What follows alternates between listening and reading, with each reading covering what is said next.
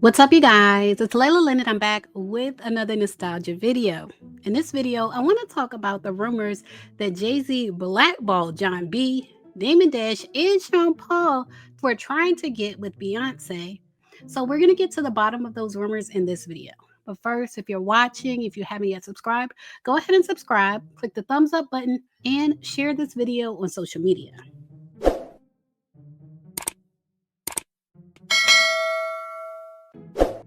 So, rumors are swirling that Jay-Z had Jon B blackballed after an old interview resurfaced, where Jon B admitted that he'd lusted after a then teenage Beyonce when they were on tour together. It was him and Destiny's Child.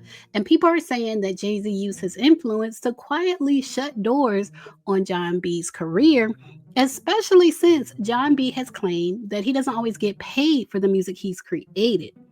So here's what Jon B said in that 2016 interview with World Star Hip Hop. My first major tour was with Destiny's Child as the opening act for me and Jagged Edge as the opening act. So, we're all label mates and we're all going to the radio stations to promote our records together, all, as just like a unit. And I love that because we don't do that anymore. And if you think about it, it was Beyonce in the beginning of her career. So I was looking at a little 16, 17-year-old Beyonce, just like, like, I'm sorry, but because I'm a grown man at the time, it's kind of wrong. But you already know. Like, I'm sorry, but because I'm a grown man at the time, it's kind of wrong. But you already know. So I had to show you those googly eyes that he made in that little smirk, because I feel like that was a nod to the men watching that also lust after teenage girls. So, yes, that was kind of weird, but I actually think a lot of men do that. And I also looked up the dates. Bills was released in 1999. So I actually think Beyonce was 18. He might have thought she was like 17 or 16, but I think she was 18 if she was promoting Bills. But in any case, as far as the tea that Jay-Z had Jon B blackballed, let's get into that. Jon B's career, it didn't begin or end under Jay-Z's label, first of all. His breakout run in the late 90s was on the Sony side with Yab Yum, 550, and Epic. So he worked with Babyface and Tracy Edmonds. He wasn't a Rockefeller or Roc Nation artist. Jon B was actually connected to Matthew Knowles as far as business, not Jay-Z. In the mid 2000s, when Jon B released his album Stronger Every Day, Matthew Knowles was an executive in Sanctuary's Urban Division and is credited as an executive producer on that album. So if Jon B had actually tried to get with Beyonce when she was a teenager, Matthew Knowles would have been the one to wrap him up. So even though there are allegations that Jay-Z was interested in Beyonce and possibly already dating Beyonce at this time, Matthew Knowles has said, quote, "I have a fiduciary duty with minors by the law.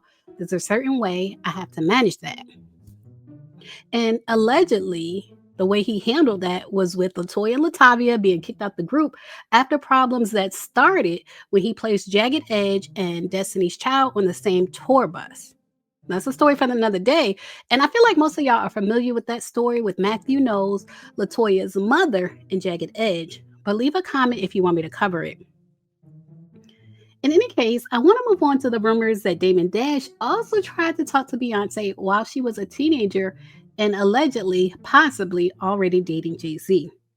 Damon Dash did an interview with The Art of Dialogue recently and addressed those rumors. I'll put a link to the full interview below, but it took him 10 minutes to say yes. He asked Beyonce for her phone number, but no, he wasn't trying to get with her. He just wanted to talk to her. I hate to have to ask you about this because I don't want to be asking you about another man's wife, but I keep seeing it around the internet. And I know you've seen it too, so, I got to get your point of view on it. Is it any truth to you trying to talk to Beyonce while she was with Jay? Nah. I like Willie D a lot, and I was surprised that he had someone that's not credible on his show like that. But some things that he says are true, but everybody knows. But like the things he says, like intimate, he's not a Rockefeller specialist. We never respected him as a Rockefeller. He was never any of our friends. None of that. He's just a hired employee, like the hundreds of people that have done that. He just happened to be getting content. Like I said, whenever you talk to someone that was said that they would know everything because they taped everything and you took all the footage, show it. Back it up. Pause. You know what I mean? But I would never try to talk to another man's wife. Before that I ran into it once, and I think I got a number at this Victoria's Secret show, but to me, she was like a little girl. So I was going after Giselle. You know, I wasn't going there. It was like just everybody. And Naomi Campbell was a lot of people that she hadn't realized the potential yet. But it was because I honestly was like, I'll call you to talk to you. But that was like a year or two before all, you know, that she wasn't, she was probably like almost, like she was, I don't want to say this because it'll trigger too much. So, but I never tried to talk to her after that. I mean, you know, we're rock stars. So yes, definitely. Well, I never looked at one of his girls and said, I'm gonna smash her. That never happened. All right. So for the rest of the interview, it's a 2-minute interview where he goes on and on about not even looking at Beyonce. He doesn't know what Beyonce looks like because he doesn't want to look her way and all these type of things. And he also talks about his relationship with Aaliyah and Aaliyah allegedly having some type of relationship with Jay-Z before she started dating Damon Dash. Apparently, Jay-Z was trying to talk to her, but it didn't go too far. So I feel like based on what he said, Damon did ask Beyonce for her phone number to talk to her. And he was also trying to talk to the model Giselle that same night. Like he said, he probably wanted to talk to Beyonce and start grooming her while he was still dating other women. That's my opinion. But we all know Jay-Z and Damon Dash fell out over business, not Beyonce. Now, I also want to throw it back to someone whose career was legitimately affected by not squashing rumors that him and Beyonce were dating, and that's Shawn Paul.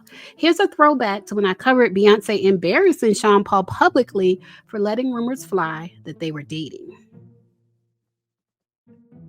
Back in 2003, almost 20 years ago, Beyonce and Shawn Paul collaborated on the song Baby Boy, which went on to be one of Beyonce's first solo hits.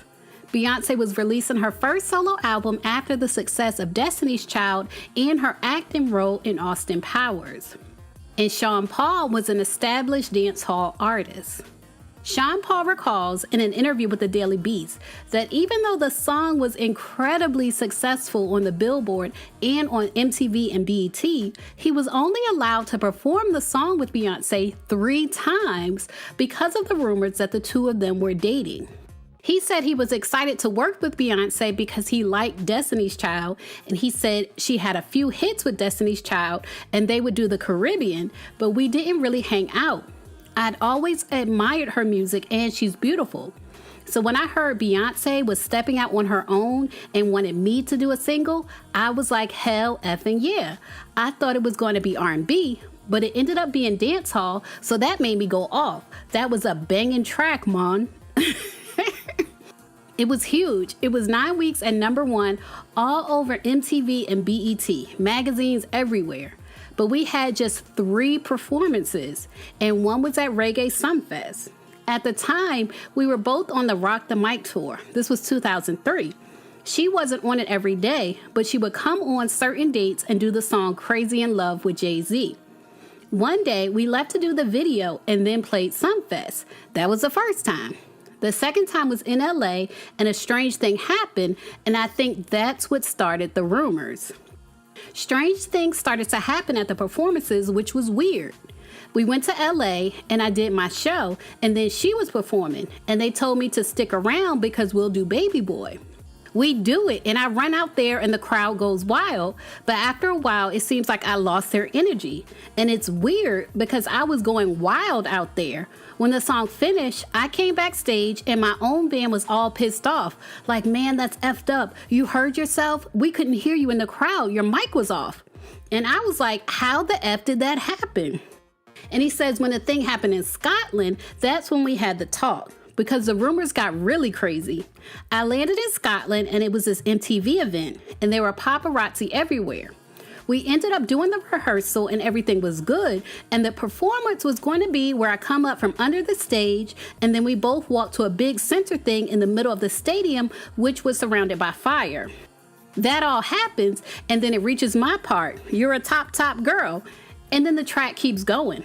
Baby boy, you stay. Baby boy, you stay. Just repeating. I was like, what's going on here? She was pissed and was like, I need to speak to you. So we go back and talk, and she's like, what's all these rumors about? And I'm like, yo, I'm not saying anything. And she's like, these rumors F with my career. I just want you to know that. And he said, I was like, they don't F with mine. So listen, I met Jay before you and we were friends. So me and him should talk. If he feels a way about that, then we should talk because it's not coming from me. And he goes on to say there was one more performance we were supposed to do at the VMAs, and she said to me, we're going to have rehearsal, so look out.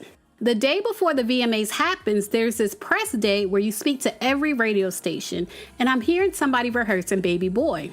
So I'm like, what's going on? We went to the label and they were like, yo, they're not going to do the song with you.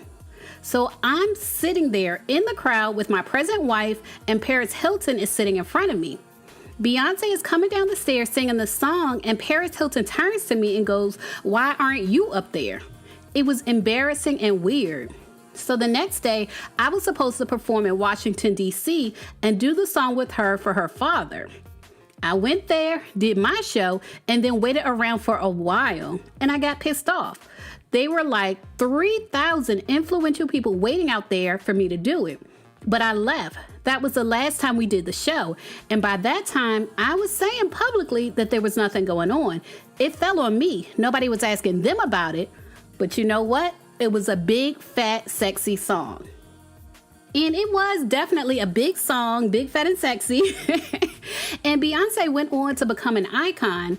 But I want to discuss the allegation that Beyonce or her team or Jay-Z basically sabotaged Shawn Paul's performances with her and his chance to get his shine from that song. The Daily Beast asked him if he thought Jay-Z or Beyonce's dad/manager was behind him not being able to perform the song with Beyonce, and it seems like he actually leans more toward the idea that it was Beyonce's dad behind the sabotage. And in the article, he pointed out how Beyonce and her dad eventually split ways. And I actually think that might have been the case too.